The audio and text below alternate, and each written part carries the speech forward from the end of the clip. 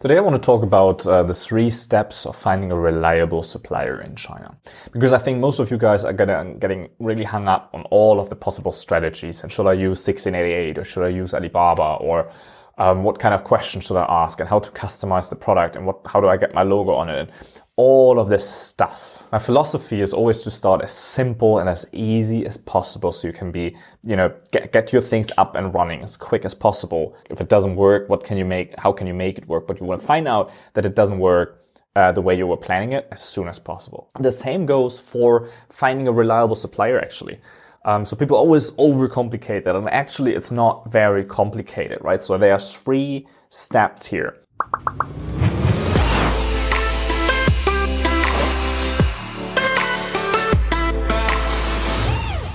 But if you just want to start, if you just want to do it real quick, here are the 3 steps, okay? Very first, get quotations, right? Just ask for a simple quote. Nothing complicated.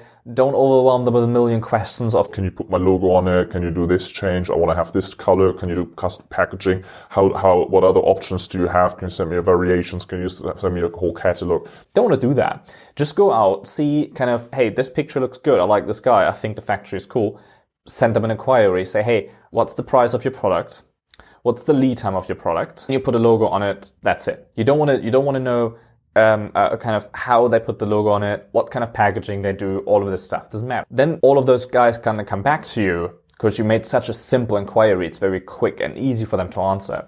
And they answer you and they say, hey, we can do the product, we can put your logo on it, this is the price, and this is how long it's going to take. Based on that, you can already go and filter through, see, hey, who's the supplier that makes a good impression to me? Where do I have a good gut feeling? Who has to, constantly, I ask one question, he has to go back and clarify first and come back, or he doesn't answer it, or they're out, right? Done. Filter this down to 5 suppliers. Once you have 5 suppliers, get samples. Simple samples, no logo, no anything. You want to have the sample as cheap as possible and as quick as possible. All you guys that are complaining that samples are so expensive, well, if you're getting multiple samples with all of those changes, they're quite expensive. Get a simple sample off the shelf. Get the sample delivered. Now you see, well, second step, right? Get the samples. You have the quotes from all of those guys. Now you have the quality. That's the only 2 things that you have to know. What's the quote? What's the quality? Now that you have the quality, you go back to all of those 5 and then you go and clarify all further questions. Right? Now that you see, hey, out of those 5 suppliers, 2 are actually, their quality is actually crap. You toss them away. Now you have 3 guys that you go back and you clarify all of those other questions with. What other kinds of packaging do you have? Can we put our logo this way? What kind of alternatives do you have? Do you have variations? Now that you know that the supplier has the quality that you want and prices and conditions that you're okay with, now you go and asking them, right? You want to start as simple as possible. Just send a few simple questions, do simple tasks with many suppliers. The fewer suppliers you have, the further you go down your sourcing funnel, the more you can communicate with them. If you take all of those initial suppliers that you contacted and you bombard them with all of these questions, it's going to drive you nuts. It's going to make you mad. No sane person can handle that, especially if you're still working a job. How do you communicate back and forth with so many suppliers? It's so easy to lose the overview. Who's the supplier? Their names all sound the same, right? Like, did they answer already? They didn't come back for that question. You get mad in the process and you go in the Facebook groups and complain about it, how hard it is to source your product. No, it's not hard. You're just doing it wrong. Just don't do it right. Sorry to tell you that, but this is all you need to do. Get quotes, simple quotes. Get simple samples. Then you go and see, hey, this guy has the framework, price, lead time, MOQ that's okay with me, and the sample quality that I want. Now you have 3 samples. You have 3 guys that you say, hey, this could be my supplier. You go back to them and say, hey, now let's go.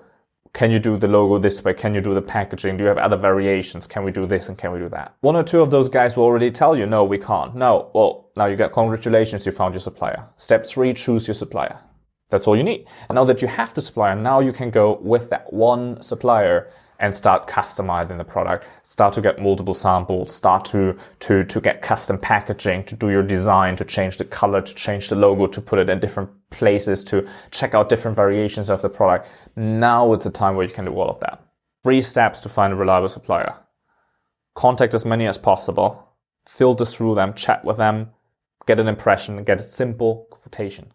2, after you filtered it, get a sample, simple sample, off the shelf, nothing they have to produce, no logo. 3rd, choose a supplier. Done. That's your 3 steps. Don't overcomplicate it. Don't get hung up because you're afraid of starting this. I know we have, especially if you're starting something new, you always have this, sometimes you're not even aware of it, but you're kind of afraid of the process because you're coming closer to actually launching it. And you're like, oh shit, what if the product doesn't work? What does my investor say, my brother-in-law who I borrowed the money from? Shit, what's he going to say if it doesn't work?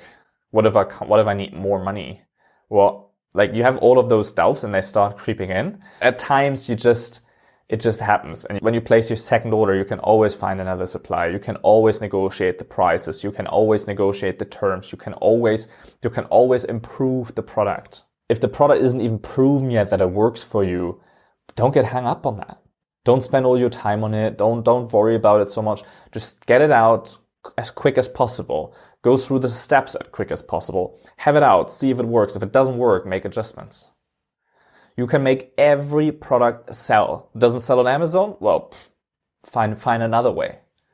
You know, there are affiliates, there are other things. Lose that fear of launching the product. Okay? So these are the 3 steps. I'm going to talk about all the fear stuff in another video. So make sure that you subscribe to this channel because I've went through all of those steps. We now have 200 products on Amazon. We have a couple of products that we build out as our own brands. I've sourced more than 1,000 products. I consult people on the whole e-commerce thing. How do you get started? How we can set up the foundation for your brand? Just schedule a call with me. Just schedule it through a link below in this description. There's an email.